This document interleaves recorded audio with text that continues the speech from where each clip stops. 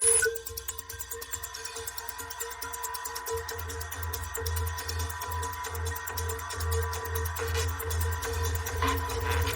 everyone, I'm Dan Abrams, and this is Court Game. Ready to take your place? Yeah! Kill all you. I hope you die in prison as well. Let's start things off at the Criminal Justice Center in Philadelphia, where things get heated for one attorney before he even makes it into the courtroom. That's 72-year-old prominent local attorney Clifford Haynes. He's in court today to attend a hearing for one of his clients. Unfortunately, Haynes forgot his bar card and identification and had to enter through general security. He passed through the security area earlier. And as per the courthouse policy, Haynes surrendered his cell phone and it was secured in a locked pouch. But when he arrived in the assigned courtroom, he realized he forgot to turn his cell phone off. So he made his way back to security to get the phone out of the bag and turned off. But when he approached the sheriff's deputy to address the problem, Haynes claims he was rudely told to go the other way. And that's when the trouble begins.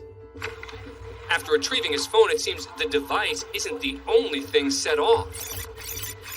Haynes has a few words for the deputy, who takes exception to the comments and the lack of personal space. In an instant, 5 members of the security team pounce on Haynes, who continues to struggle. And it gets worse from there.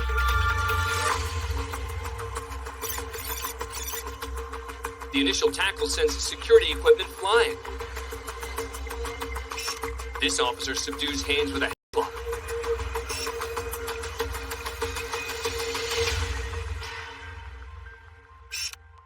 The officers get Haynes' arms behind his back and cuff him. Additional security members check in on the situation, which seems under control. This officer tries to lend a hand by grabbing onto the attorney's ankles. As for Haynes, his horrible day at the office continues as he's taken into custody, where he'll remain for the next 18 hours with a dislocated and fractured right shoulder. The district attorney decided not to press charges against Haynes. Haynes responded to the Philadelphia Sheriff's Office by suing for conspiracy to defame, false arrest, assault and battery, and intentional infliction of emotional distress. The Sheriff's Office had no comment as they await trial. 19-year-old Israel Pointer's in court for a hearing after he failed to appear 3 days earlier for charges of robbery with a firearm and possession of a firearm. Because Pointer skipped his previous court date, the judge revokes his bond. But before he can be taken into custody, makes a break for it. As Pointer bursts through the courtroom door, he slips the grip of one deputy, then blows past another. Just down the hall, these 2 deputies are unaware that their shift is about to start with a bang. Moments later, they run into the fleeing defendant in a narrow hallway. But once again, he shakes loose. It looks like Pointer might have a shot at freedom. That is, until he makes a wrong turn into this hallway. And this man, the county's lead district attorney, David Prater. Typically, criminals try to avoid the DA, but today, one is about to run right to him. When Prater sees what's headed his way, he doesn't look for a nearby deputy. Instead, he unbuttons his suit jacket and jumps into action. Instead of going for a full-out tackle, the attorney latches onto Pointer's arm and doesn't let go. Prater hopes to contain him with the arm grab, as the other attorneys help bring him down. For District Attorney David Prater, it's all in a day's work.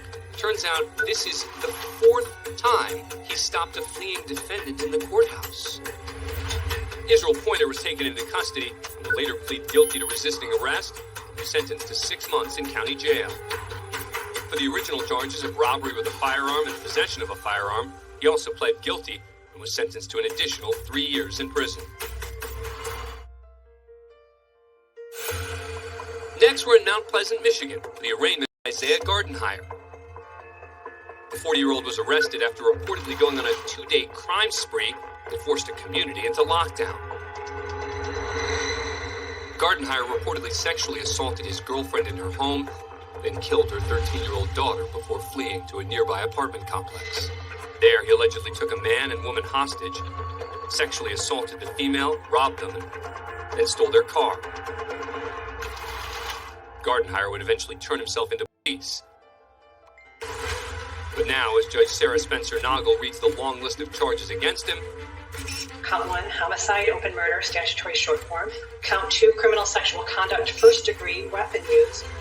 he appears to nod off. DNA to be taken upon arrest. A consecutive sentence may be imposed on Moments later, another audible yawn distracts from the hearing. DNA to be taken upon arrest. The court may impose a consecutive sentence under statute, and it is also a tier 3 offense. But the judge stays on track and asks prosecuting attorney David Barbary to weigh in on Gardenhire's bond conditions. Looking at Mr. Gardenhire's criminal history, it's pretty significant.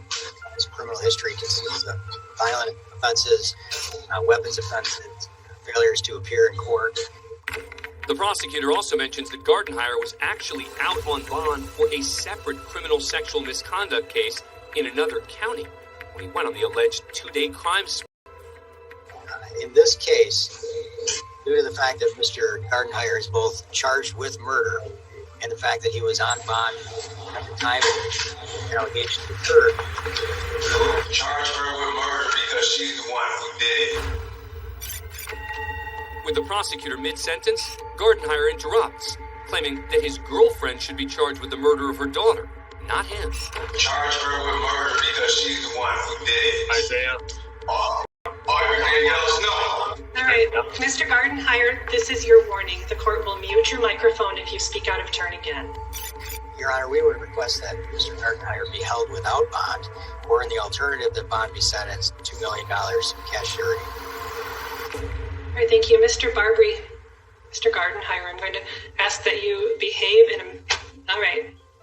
I'm asking you to behave in a manner that is appropriate for a court proceeding, particularly given the fact that right now I'm considering whether or not to allow your release on bond. If I have any more acting out, sir, we're going to turn off your audio and your video. Go ahead and mute his audio and video. Thank you.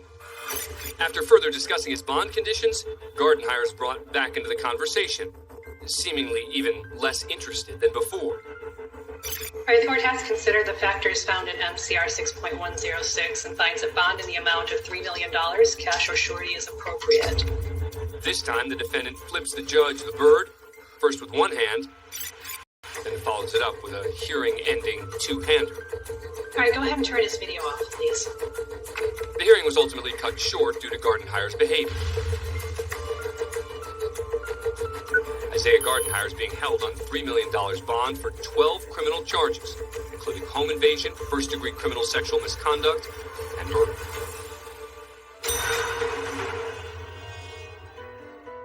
Next, we're at the 44th District Courthouse in Royal Oak, Michigan, for an unpleasant task most everyone can relate to: paying a parking ticket. In this case, the dreaded slip under the wiper means the driver has to pony up $10 for an expired parking meter ticket. So at the clerk's window, 33 $1.75 surcharge for putting it on his plastic. Not wanting to pay the extra fee, Sevi leaves and returns a short while later. But as he goes through security, a court officer discovers Sevi's packing something metal and heavy. Now, it's not a weapon. It's $10 in rolled pennies. Security officer Philip Brock then gives his own 2 cents, letting Sevi know the clerk won't accept the pennies as payment. But he proceeds anyway. At the pay window, he finds out the officer was right. Under a long-standing Michigan statute, the court is not required to accept coins that aren't pure silver or gold. The statute is actually posted at the clerk's window. Growing more frustrated, Sevi has a heated exchange with the clerk, then with security officer Barack before he's told to leave. But as Sevi's walk to the exit, the verbal exchange turns physical.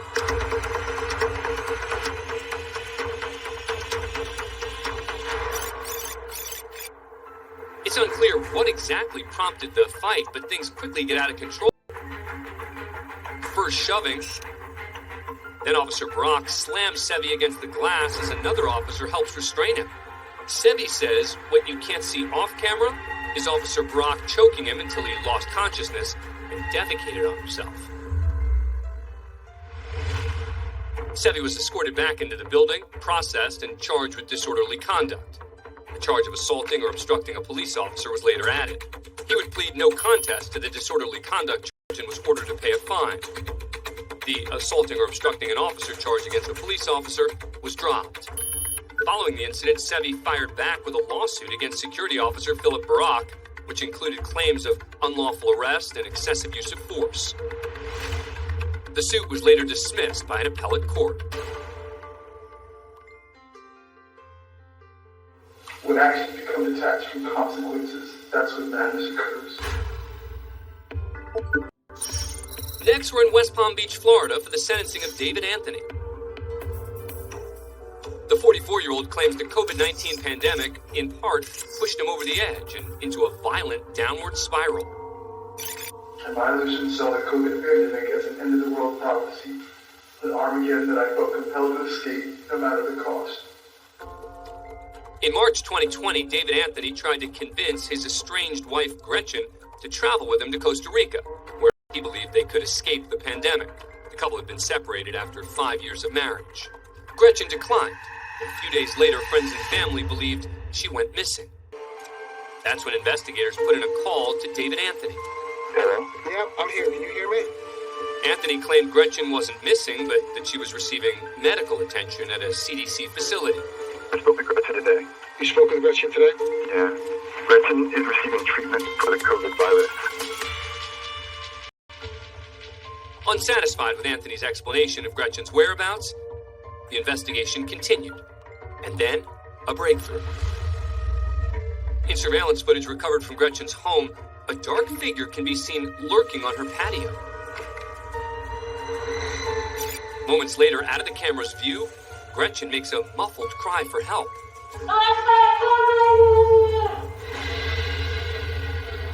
Then what's done in the darkness comes to light.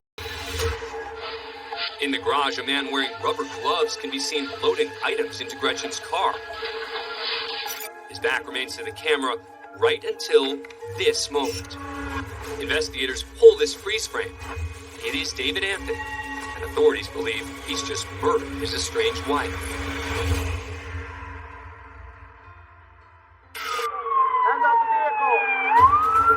Days later, police track Anthony, who skipped town to Las Cruces, New Mexico, and make an arrest. And you're detained right now, yeah. Watch out. There's a warrant for your arrest, and I'm going to explain that when we get back to the... Excuse me? What? Homicide.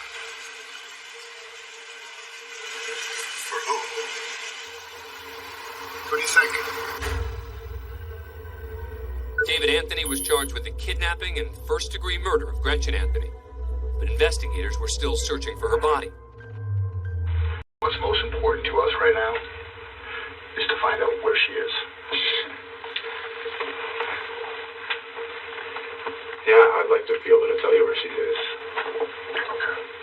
But I don't have that information. I'm going to ask her. I have to ask her. Anthony denied involvement in Gretchen's murder right up until prosecutors offered him a plea agreement. In exchange for disclosing the location of Gretchen's body, the state would lower his charge from first to second-degree murder, which would take the possibility of the death penalty off the table. Anthony agreed to the conditions and immediately changed his tune.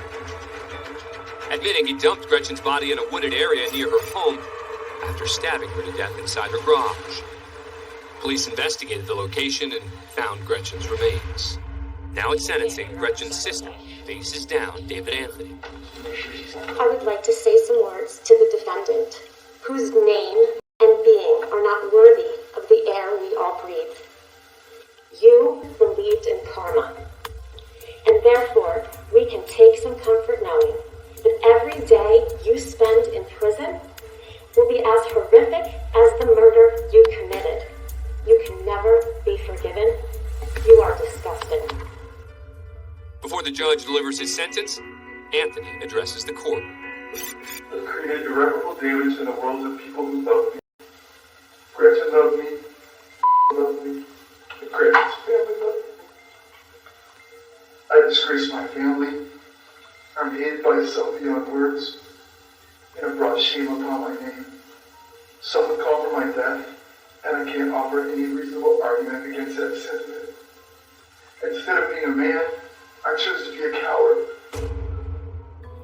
The terms of Anthony's sentence were determined at the time of his plea agreement and confirmed by Judge Kirk Volker. Okay, Mr. Anthony, I sent you to serve 38 years in the Florida Department of Corrections. David Anthony was sentenced to 38 years in prison after pleading guilty to the second-degree murder and kidnapping of Gretchen Anthony. He'll be eligible for release when he's 81 years old. Next, we're in Columbus, Ohio for an arraignment hearing. 34-year-old Donald Moore was charged with failure to confine a vicious dog when, 7 months earlier, his pit bull attacked a woman in front of his house, causing serious injuries to her face. At the time of the attack, pit bulls were characterized as a vicious breed under Ohio state law. Owners were required to keep their dogs on a leash or inside a fenced area at all times and had to carry at least $100,000 in liability insurance. Moore's arraignment is just underway when there's an interruption from the gallery. The dog viciously attacked my son over the weekend. He knew that dog was vicious. The man behind the glass informs the court that the defendant's dog just mauled his 12-year-old son days earlier in a separate attack. He knew that dog was vicious. I begged him to get rid of that dog. The boy was reportedly walking from his house across the street. The pit bull broke its tether and attacked him. The boy's father and others rushed to help, but couldn't get the dog to release him until a neighbor eventually used a knife to stab the dog in its side.